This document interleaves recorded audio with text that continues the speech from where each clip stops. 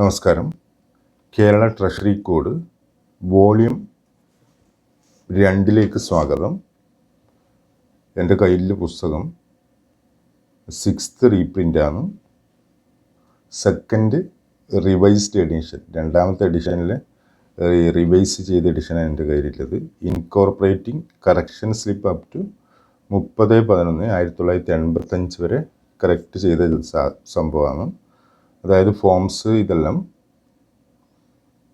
ഒരുപാട് ഫോംസ് ചോദിക്കുന്നുണ്ട്. ട്രഷറി കോഡിൽ ഫസ്റ്റിൽ പ്രതിപാദിക്കുന്ന കുറേ റൂൾസിൻ്റെ ഫോംസും സെക്കൻഡിൽ വേറെ തന്നെ പറയുന്നത് SP അക്കൗണ്ടുമായിട്ട് ബന്ധപ്പെട്ട ഫോംസ് എല്ലാമാണ് കേരള ട്രഷറി കോഡ് വോളിയം 2 പറയുന്നത്. ട്രഷറി കോഡിൻ്റെ ഫോംസ് പുതിയത് വന്നിട്ടുണ്ട്, 59 എല്ലാം പുതുതാണ്. അതെല്ലാം ചോദ്യത്തിൽ ഉൾപ്പെടുത്തിയിട്ടുണ്ട്. നിങ്ങൾ ആദ്യം ശ്രദ്ധിക്കേണ്ടത് ടേബിൾ ഓഫ് കണ്ടൻസ് പുസ്തകം എടുക്കുക, ടേബിൾ ഓഫ് കണ്ടൻസ് എടുക്കുക. പാർട്ട് 1 അപ്പൻഡിസസ് ആണ്. അനുബന്ധങ്ങൾ പേജസ് 1 മുതൽ 20 വരെയും ഫോംസ് പേജസ് 261 മുതൽ 442 വരെയുണ്ട്. പുതിയ പുസ്തകങ്ങളാണെങ്കിൽ പേജ് മാറാം.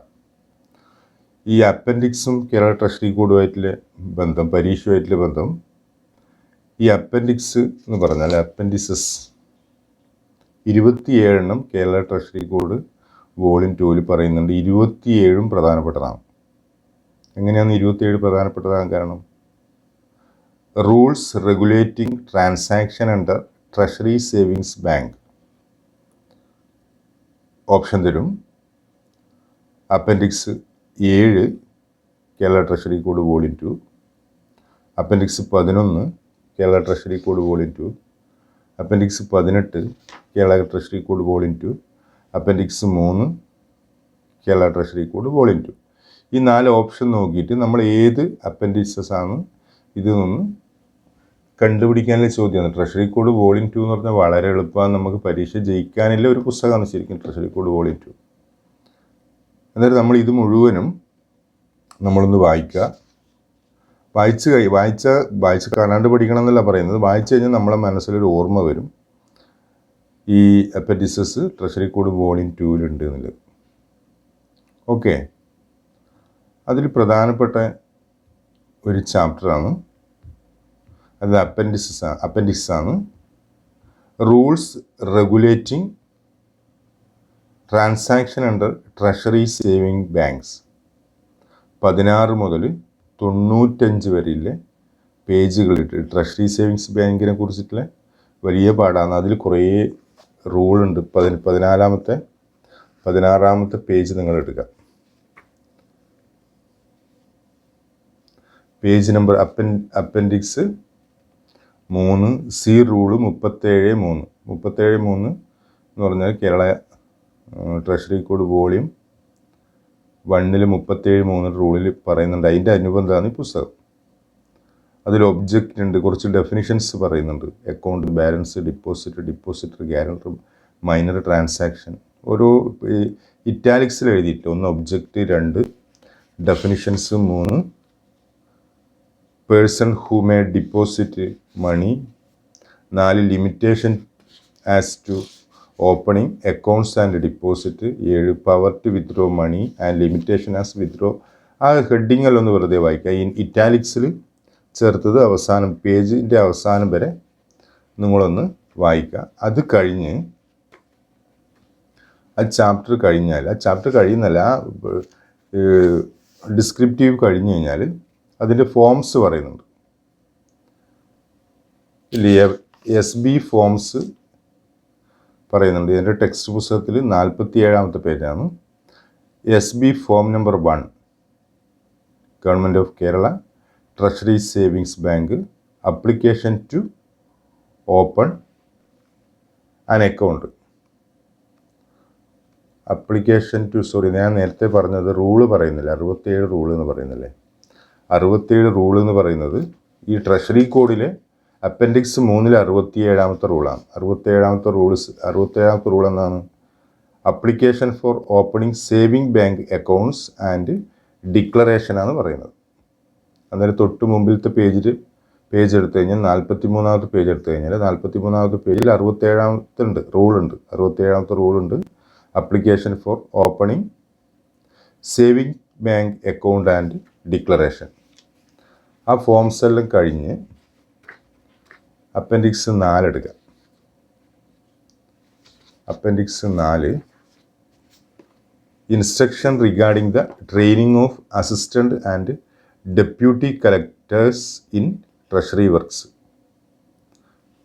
അതിനെക്കുറിച്ചിട്ടാണ് പറയുന്നത്. അതിൻ്റെ അനക്സർ ഉണ്ട്. അനക്സർ ഞാൻ പറഞ്ഞിട്ട് അതുമായിട്ട് ബന്ധപ്പെട്ട് programme of training assistant collectors and probationary deputy collector page number 96 പറയുന്നത്. പേജ് നമ്പർ 99 അപ്പൻഡിക്സ് 5 പറയുന്നുണ്ട് instruction regarding the inspection of treasury. Section 1 district treasury. അതൊന്ന് ശ്രദ്ധിക്കണം, ഇത് പരീക്ഷയ്ക്ക് വരുന്നതാണ്. ട്രഷറിയിലെ ഇൻസ്പെക്ഷൻ നടത്തുന്നതിൻ്റെ ഇൻസ്ട്രക്ഷനാണ് പറയുന്നത് ട്രഷറി ഡയറക്ടറാണ്. ഈ ഇന്ത്യൻ ഓഡിറ്റ് ഡിപ്പാർട്ട്മെൻറ്റ് ഒന്നാമത്തത് ഡിസ്ട്രിക്ട് ട്രഷറിയിൽ. പിന്നെ inspection by the director of treasury. കേരളത്തിലെ ഏറ്റവും വലിയ ട്രഷറിയിലെ ഉദ്യോഗസ്ഥനാണ് ഡയറക്ടർ. സെക്ഷൻ 2 സബ് ട്രഷറി പറയുന്നുണ്ട് 101 page. Inspection by the Indian audit department, inspection of sub treasury, inspection by the district treasury officer. അതിൽ once in a ഇയറിൽ അതിലാണ് പറയുന്നത്. ആനുവൽ റിപ്പോർട്ടിംഗ് ഓഫ് ഇൻസ്പെക്ഷനിൽ പറയുന്നത് അതിലാണ്. അതൊന്ന് വായിക്കുക. അതിൻ്റെ സബ് ഹെഡിങ് വായിക്കുക. സബ് ഹെഡിങ് മുഴുവൻ വായിക്കാനൊന്നും നമുക്ക് ആവില്ല, കാരണം പരീക്ഷയ്ക്ക് മുമ്പൊന്നും ആവില്ല. അതിൽ കുറേ രജിസ്റ്ററിനെ കുറിച്ചിട്ട് പറയുന്നില്ലേ, ശ്രദ്ധിച്ചില്ലേ? കുറേ രജിസ്റ്റർ പറയുന്നുണ്ട്. Subsidy register of receipt, register of bills, subsidy register of payment, register of adjustment between central and അങ്ങനെ പറയുന്നുണ്ട്. പേജ് നമ്പർ 115 എല്ലാം കാണാമല്ലോ എനിക്ക്. കുറേ ക്യാഷ് ഓർഡേഴ്സിന് ഡേ ബുക്കിനെ കുറിച്ചിട്ടെല്ലാം പറയുന്നുണ്ട്. ഓക്കെ, അത് കഴിഞ്ഞ് അപ്പൻഡിക്സ് 5 വലിയൊരു ചാപ്റ്ററാണ്. അത് കഴിഞ്ഞ് നിങ്ങൾ എടുക്കേണ്ടത് അപ്പൻഡിക്സ് 6. അതില്ല, ഡിലീറ്റ് ചെയ്തു. ഇനി instruction regarding appendix 7 page number 179 instruction regarding currency chest. എന്താണ് ഈ കറൻസി ചെസ്റ്റ് എന്ന് പറഞ്ഞാൽ? എന്താണ് currency chest? Currency chest are of selected bank authorised by the RBI to stock rupee notes and coins who determine the number of notes and coins to be printed. അതായത് currency സൂക്ഷിക്കുന്ന, coins സൂക്ഷിക്കുന്ന നമ്മുടെ എന്താണ് പിന്നെ ഒരു പെട്ടി, chest സൂക്ഷിക്കുന്ന സ്ഥലം ആണ് ഉദ്ദേശിക്കുന്നത്. ഇപ്പം ഇന്ത്യയിൽ RBI റിസർവ് ബാങ്കല്ല അതിൻ്റെ vested. The responsibility for the managing of the currency in circulation is vested in the RBI. RBI ആണ് കറൻസി ഈ റെസ്പോൺസിബിലിറ്റി. ഈ 19 നെറ്റ്വർക്ക്, ഈ നമ്മുടെ ഈ ഓൺലൈനിൽ നമ്മുടെ ഈ പണവിതരണവുമായിട്ട് ബന്ധപ്പെട്ട് ഏപ്രിൽ 2019 കണക്കിന് പ്രകാരം ഇന്ത്യയിൽ 29 നെറ്റ്വർക്ക് ഉണ്ട്. 19 നെറ്റ്വർക്ക് ഇഷ്യൂ ഓഫീസ് ഉണ്ട് RBIക്ക്. 3975 കറൻസി ചെസ്റ്റും 3654 small coin depot of commercial cooperative and regional rural bank spread across കൺട്രിയിലുണ്ട്. അറ്റ്ലീസ്റ്റ് ഉണ്ട് അത് ഈ കറൻസി ചെസ്റ്റ് സൂക്ഷിക്കുന്നത്. കറൻസി ചെസ്റ്റില്ലത്. ഓക്കെ, ഒരു കറൻസി ചെസ്റ്റിൽ അത് ഈ കറൻസി ചെസ്റ്റിൻ്റെ എണ്ണം ഓരോരോ വർഷത്തിനനുസരിച്ച് ഇത് 2019 കണക്കാണ്. ഒരു കറൻസി ചെസ്റ്റിന് മിനിമം 1500 സ്ക്വയർ ഫീറ്റ് വേണമെന്നാണ്. ഏകദേശം അറ്റ്ലീസ്റ്റ് 1000 കോടി റുപ്യ സൂക്ഷിക്കാനുള്ളൊരു സ്പേസ് ഉണ്ടാവും ഇവിടെ. പിന്നെ ഹില്ലി ഏരിയ ഉണ്ടാവും, ഇന്നാക്സിസിബിൾ പ്ലേസ് ഉണ്ട്, നമുക്ക് എത്തിപ്പെടാൻ പറ്റാത്ത ദുർഘടമായ സ്ഥലത്തെല്ലാം 600 സ്ക്വയർ ഫീറ്റ് മതി ഒരു കറൻസി ചെസ്റ്റിന്. അവിടെ എന്ന് പറഞ്ഞാൽ 2.1 ലക്ഷം പീസ് ഓഫ് ബാങ്ക് നോട്ട് സൂക്ഷിക്കാനുള്ള ഒരു പെർ ഡേ ആണ് സൂക്ഷിക്കാനുള്ള ഒരു കപ്പാസിറ്റി ആ കറൻസി ചെസ്റ്റിന് ഉണ്ടാവും. കാരണം ഇത് കറൻസി ചെസ്റ്റ് എന്ന് കേൾക്കുമ്പോൾ നമ്മൾക്ക് ഒരു അപ്പൻഡിക്സ് എന്താണ് കറൻസി ഡിഫറെൻറ്റ് ക്ലാസസ് ഓഫ് മനസ്സിൽ വരുന്നതുകൊണ്ടാണ് ഇത്ര ഡീറ്റെയിൽ ആയിട്ട് പറഞ്ഞത്. സ്റ്റാമ്പ് ഡ്യൂട്ടിയാണ് പറഞ്ഞത്. അടുത്ത appendix 9 list of banks which have executed indemnity bond for the purpose of drawing pay etcetera on behalf of a single government servant. അതാണ് appendix 9. Appendix 10 list of classes of employee who pay should be drawn on contingent bill. Contingent ബില്ലിൻ്റെ പുതിയ number 59E ആണ്. അത് കുറേ list ഉണ്ട്. List of class of employee who pay should be drawn contingent bill പ്രകാരം ശമ്പളം withdraw ചെയ്യുന്ന ലിസ്റ്റാണത്. അത് പരീക്ഷയ്ക്ക് വന്നതായിട്ട് ചോദിക്കുന്നില്ല, പക്ഷേ അപ്പൻഡിക്സ് ഏതെന്ന് ചോദിക്കുന്നുണ്ട്. Appendix 12 rules regulating the preparation of last pay certificate in case of transfer on duty or return from leave and the form of the pay certificate. അതൊന്ന് പരീക്ഷയ്ക്ക് വരുന്നുണ്ട്. അതിൽ LPസിനെ കുറിച്ചിട്ട് പറയുന്നുണ്ട്, പ്രിപ്പയർ ചെയ്യുന്ന LPസിനെ കുറിച്ചിട്ട് പറയുന്നുണ്ട്. അത് ജസ്റ്റ് ഒന്ന് വായിക്കാം. ആ 191 പേജിൽ ഒരു മൂന്ന് പേജ് ഒന്ന് വെറുതെ ഒന്ന് വായിക്കാം. LPസിയുടെ ഫോമിനെ കുറിച്ചിട്ട് പറയുന്നുണ്ട്. Appendix 13 list of classes of payment which may be made at sub treasury without the express pay order of the district treasury officer. Pay order എന്ന് പറഞ്ഞാൽ പണം കൊടുക്കാനുള്ള ഉത്തരവാണ് പേ ഓർഡർ. അടുത്ത appendix 16 rules for the grand of ജന്മിഭോഗം, കരത്തിൽ ചിലവ് and അർത്ഥ പലിശ. അത് അപ്പൻഡിക്സ് 16 ജസ്റ്റ് ഒന്ന് വായിക്കുക. ഇനി appendix 17 memorandum of instruction to be observed by the police officer in charge of remittance send by rail. Appendix 18. Appendix 19 minimum amount of coins and notes in remittance with a treasurer should be examine in a day. Minimum എത്ര amount കോയിൻസും നോട്ടും ഒരു treasurer examine ചെയ്യേണ്ടത്. ഇത് പഴയ കണക്കാണ്. Appendix 20 Reserve Bank of India remittance on government accounts. അത് amount പറഞ്ഞിട്ടുണ്ട്, അതിൻ്റെ റിവൈസ് ചെയ്ത എമൗണ്ട് വരാം. Appendix 21 list of person authorise to cut or break coins under section 20 of the Indian coinage act 1906. Appendix 21 the scheduled part 1 government department, part 2 bank, ഇതെല്ലാം ഉണ്ട്. Central cooperative ബാങ്കിൻ്റെ ലിസ്റ്റാണ്. Appendix 21 part 3 firm and others. Appendix 22 hints on dictating counterfeit coins. Appendix 23 memorandum on the distinguished feature which to constitute the fraudulent defacement of A coin. Appendix 24 Reserve Bank of India note refund rules. NOTE ആണ് note refund. Appendix 25 destruction of treasury records. വളരെ വളരെ വളരെ പ്രധാനപ്പെട്ടതാണ്. അതുകൊണ്ടാണ് ഞാനിത്ര details ആയിട്ട് ഞാനിത് പറയാൻ കാരണം. വീഡിയോൻ്റെ ലെങ്ത്ത് കൂട്ടുന്ന ഈ ഓരോരോ അപ്പൻഡിക്സ് നിങ്ങൾ കേൾക്കുമല്ല, പരീക്ഷയ്ക്ക് വരുമ്പോൾ ഇത് നമ്മൾ വായിച്ചിട്ട് ഒന്ന് കേൾക്കാം. പിന്നെ കണ്ടൻറ്റ് പേജ് നിങ്ങളൊന്ന് വായിക്കുക. Appendix 25 destruction of treasury records.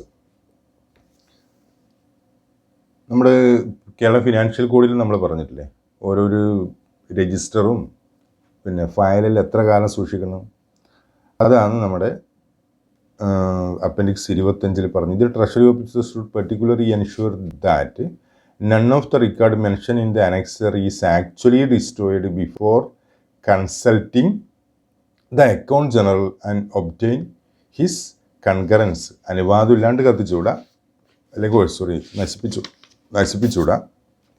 തൊട്ടടുത്ത പേജ് എടുക്കുക. പേജ് നമ്പർ 245 രജിസ്റ്റർ പറയുന്നുണ്ട്, അതിൻ്റെ പീരീഡും പറയുന്നുണ്ട്. അത് വെറുതെ ഒന്ന് വായിച്ച് നോക്കുക. അത് പരീക്ഷയ്ക്ക് സ്ഥിരമായിട്ട് ആവർത്തിക്കുന്നതാണ്. കാരണം ഈ ചോദ്യം ചോദിക്കാൻ എളുപ്പമാണ്. എത്ര മാർക്കാണ് ഈ appendix 26 list of cases in which account general usually award treasury irregularity ഏതെല്ലാം എന്ന് പറഞ്ഞിട്ടുണ്ട്. അതിൽ പാർട്ട് 1 ഉണ്ട്, list of serious treasury irregularities 26 പറഞ്ഞിട്ടുണ്ട്. List of other treasury irregularities 14 പറഞ്ഞിട്ടുണ്ട്. അത് പ്രധാനപ്പെട്ടതാണ്. Appendix 27 list of objection that may have to be commonly raised from the treasury. അതിൽ പാർട്ട് കുറേ ഉണ്ട്. അതിൻ്റെ ഹെഡിങ് നോക്കാം.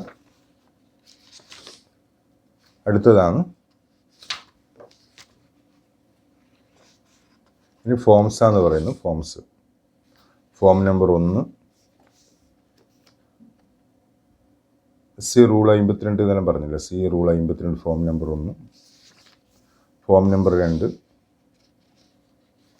ഇതിൽ റൂള് പറയുന്നുണ്ട്. ആ റൂള് പറയുന്നതെന്ന് പറഞ്ഞാൽ കേരള ട്രഷറി കോഡ് വോളിയം 1 റൂളാണ്. ഈ പിന്നെ ഫോം നമ്പർ TR3 നോക്കിക്കഴിഞ്ഞാൽ ഈ റൂൾ നമ്പർ 75 പറഞ്ഞിട്ടുണ്ട്. TR5 എടുത്തോ. TR5 അല്ലേ നമ്മൾ ഏറ്റവും കൂടുതൽ ഉപയോഗിക്കുന്നത്. സി റൂൾ നമ്പർ 90A എന്നിൽ കേരള ട്രഷറി കോഡ് വോളിയം 1 എടുത്തു കഴിഞ്ഞാൽ നമുക്ക് ആ റൂള് 90A എടുത്തു കഴിഞ്ഞാൽ 90A എന്നാ പറഞ്ഞിരിക്കുന്നത്?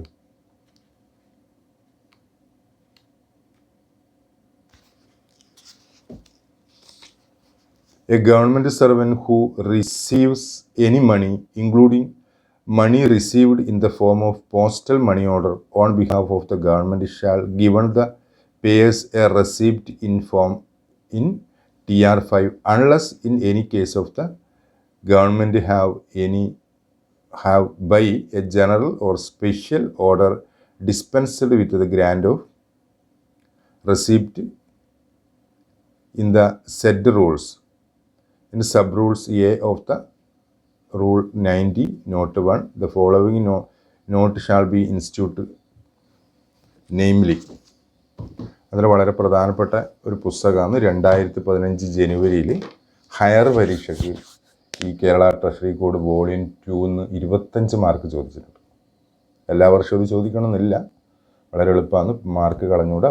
ഈ വീഡിയോൻ്റെ താഴെ ഡിസ്ക്രിപ്ഷൻ ബോക്സിൽ Kerala treasury code volume 2 question ബാങ്കിൻ്റെ ലിങ്ക് കൊടുത്തിട്ടുണ്ട്. ആ ലിങ്ക് ക്ലിക്ക് ചെയ്ത് കഴിഞ്ഞാൽ പരീക്ഷയ്ക്ക് വന്ന് ഏകദേശം ഒരു 95% ചോദ്യങ്ങളും അതിൽ ഉൾപ്പെടുത്തിയിട്ടുണ്ട്. നിങ്ങൾക്ക് പരീക്ഷയ്ക്ക് അത് ഗുണപ്രദമാവും എന്ന് വിശ്വസിക്കുന്നു. ചോദ്യങ്ങൾ ഇടയ്ക്കിടയ്ക്ക് അപ്ഡേറ്റ് ചെയ്യും. അന്നേരം ചോദ്യങ്ങൾ കൂടി വരും. നിങ്ങൾ ഓരോ സമയം ചോദ്യങ്ങളൊന്ന് ലിങ്ക് ക്ലിക്ക് ചെയ്തിട്ട് ചോദ്യങ്ങളൊന്ന് ശ്രദ്ധിക്കാം. 2-3 പ്രാവശ്യം വായിച്ച ചോദ്യം ഓട്ടോമാറ്റിക്കായിട്ട് നിങ്ങളുടെ മനസ്സിൽ വരും. അന്നേരം ചോദ്യങ്ങൾ അപ്ഡേറ്റ് ചെയ്യും. ഓരോരോ പരീക്ഷ വരുമ്പോൾ ക്വസ്റ്റ്യൻ ബാങ്കിൽ ക്വസ്റ്റ്യൻ ഇങ്ങനെ കൂടി വരും. ഏകദേശം ഒരു 100-200ഓളം ചോദ്യങ്ങൾ പരീക്ഷയ്ക്ക് മുമ്പേ ബ്ലോഗിൽ പബ്ലിഷ് ചെയ്യും. അതിനുശേഷവും പരീക്ഷയ്ക്ക് വന്ന ചോദ്യങ്ങൾ മുഴുവനും, ചില ചോദ്യങ്ങൾ ആവർത്തിക്കുന്നത് കൊടുക്കുന്നുണ്ട്. കാരണം അതിൻ്റെ പ്രാധാന്യം മനസ്സിലാക്കാൻ വേണ്ടിയിട്ടാണ്. ഫോംസ് എല്ലാം ആവർത്തിക്കുന്നുണ്ട്, അതിൻ്റെ പ്രാധാന്യം മനസ്സിലാക്കാനാണ് അത് കൊടുക്കുന്നത്. ഓക്കെ.